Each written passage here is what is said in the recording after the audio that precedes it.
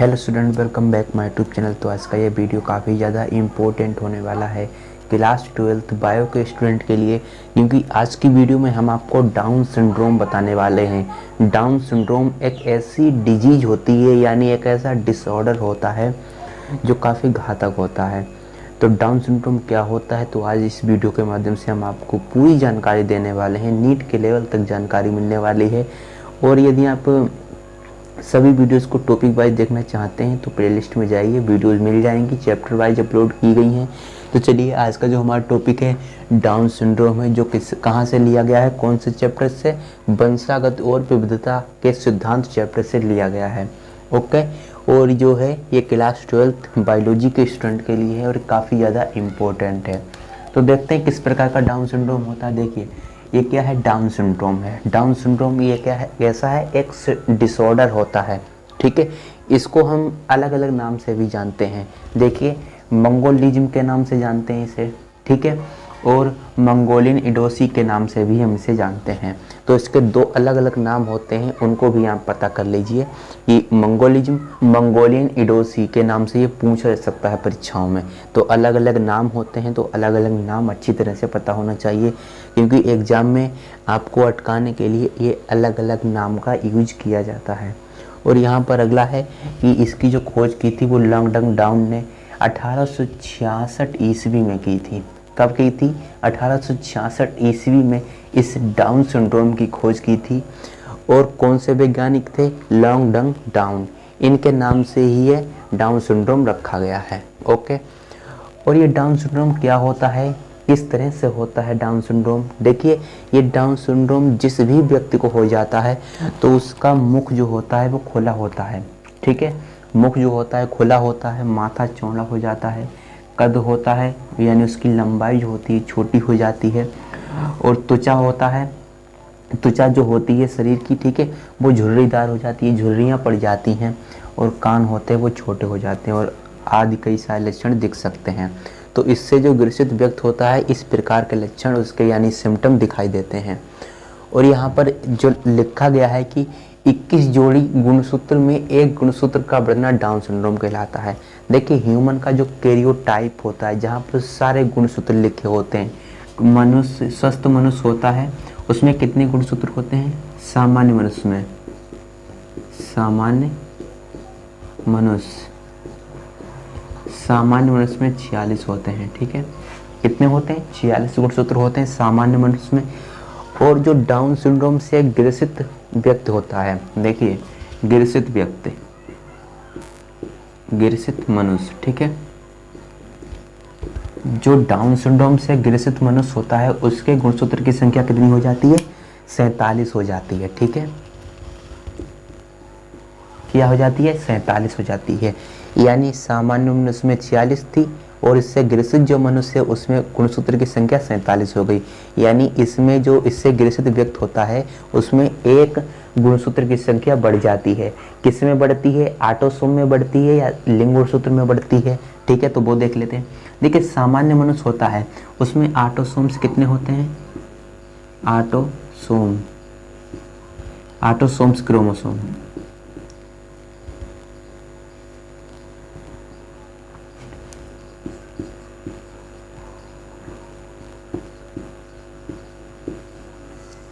देखिए, जो एक सामान्य नॉर्मल मनुष्य होता है उसमें ऑटोसोम्स की संख्या कितनी होती है? 22 होती है, 22 जोड़ी। ठीक है, यहाँ पर सीधे 44 भी लिख सकते हो। चलिए, मैं 44 यहाँ पर लिख दे रहा हूँ। ओके, और यहाँ पर जो इसके अंदर सेक्स क्रोमोसोम्स होते हैं, जो लिंग गुणसूत्र होते हैं, उनकी संख्या एक जोड़ी होती है, यानी 2 होती है। जो सेक्स क्रोमोसोम्स होते हैं, यानी इसे हिंदी में लिंग गुणसूत्र कहते हैं, सेक्स क्रोमोसोम्स। ठीक है, सेक्स क्रोमोसोम सामान्य मनुष्य में कितने होते हैं? 2 होते हैं। एक्स वाई मान लीजिए, ये किसका होता है? पुरुष का होता है, और एक्स एक्स स्त्री का होता है। ठीक है, ये एक्स वाई है। यदि हम इन दोनों को जोड़ देते हैं, 44 और एक्स वाई कितने हो गए? 44, 45, 46।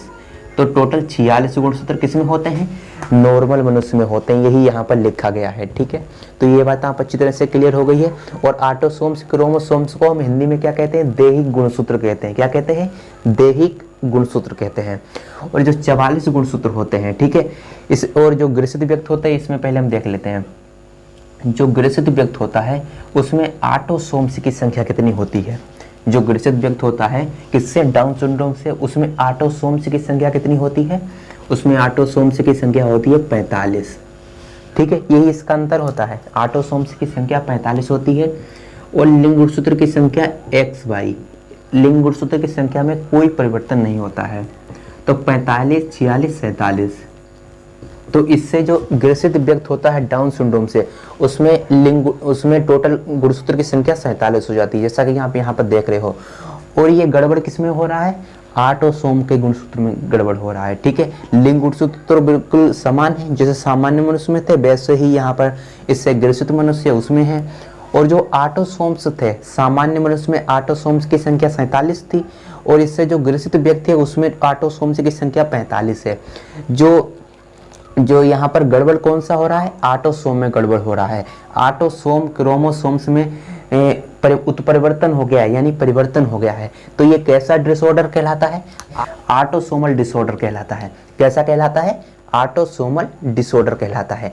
क्यों ऑटोसोमल डिसऑर्डर कहलाता है, क्योंकि इसमें ऑटोसोम के गुणसूत्र में गड़बड़ हो रहा है। ठीक है, ऑटोसोम के गुणसूत्र में गड़बड़ हो रहा है। यहाँ पर सामान्य वर्ष में 44 थे ऑटोसोम क्रोमोसोम, लेकिन इससे जो ग्रसित व्यक्त थे उसमें कितने हो गए, 45 हो गए। तो इसीलिए इसमें क्या हो रहा है, ऑटोसोमल डिसऑर्डर हो रहा है, ऑटोसोम के गुणसूत्र में गड़बड़ हो रहा है। ठीक है, तो ये क्या कहलाता है, डाउन सिंड्रोम क्या कहलाता है, ऑटोसोमल डिसऑर्डर कहलाता है। परीक्षाओं में पूछा जाता है कि ये डाउन सिंड्रोम कैसा डिसऑर्डर है, ऑटोसोमल डिसऑर्डर है, क्योंकि ऑटोसोम के गुणसूत्र में यहाँ पर उत्परिवर्तन होता है।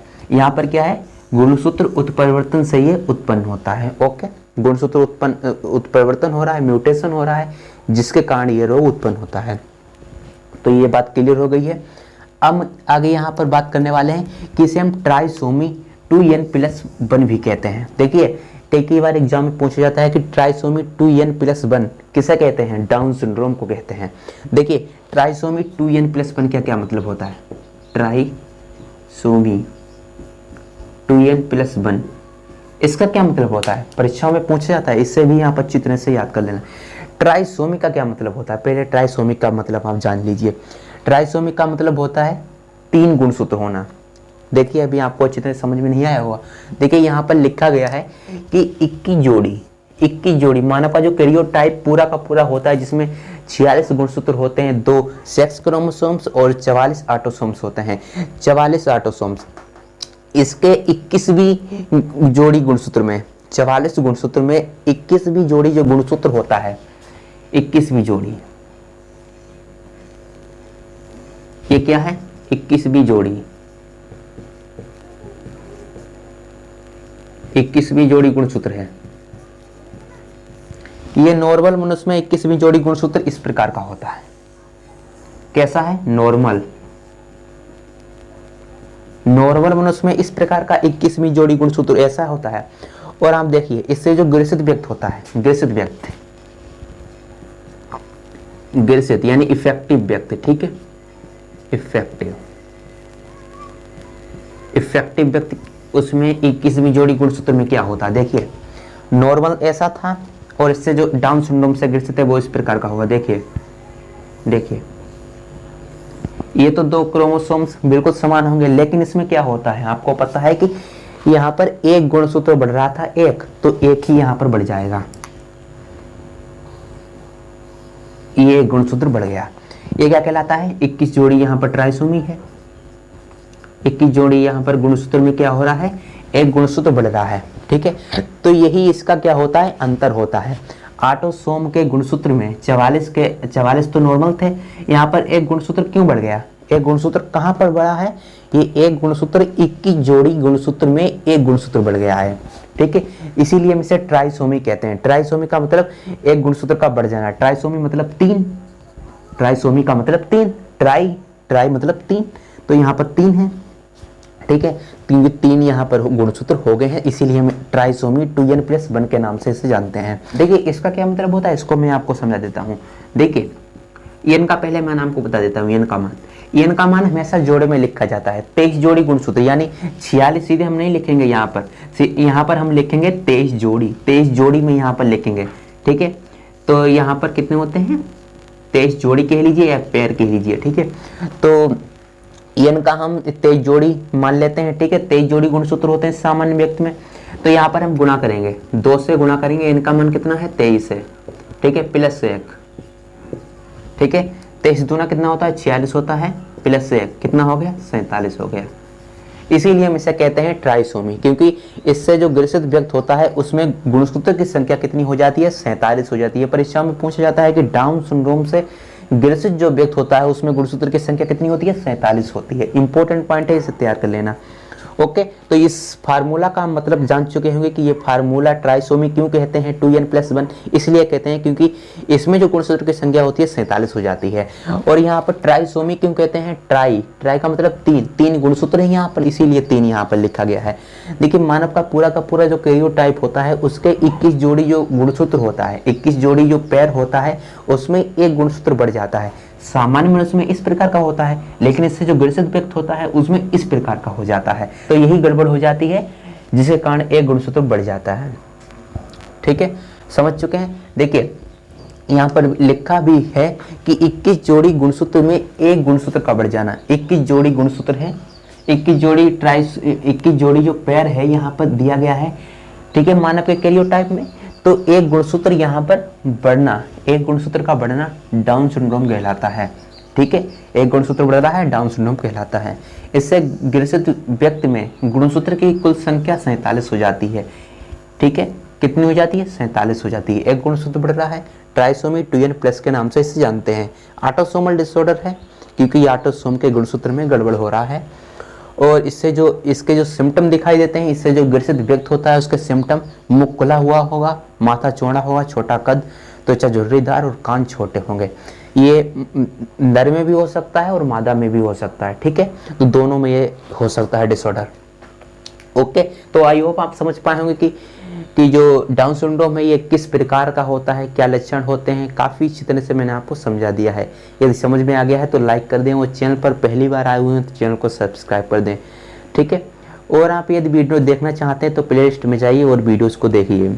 यदि आपका कोई सा भी डाउट हो इस वीडियो के रिगार्डिंग तो आप कमेंट कर दीजिए, उसका आंसर मैं आपको दे दूंगा। ओके, तो चलिए अब मिलते हैं अगली वीडियो में, जब तक के लिए जय हिंद जय भारत।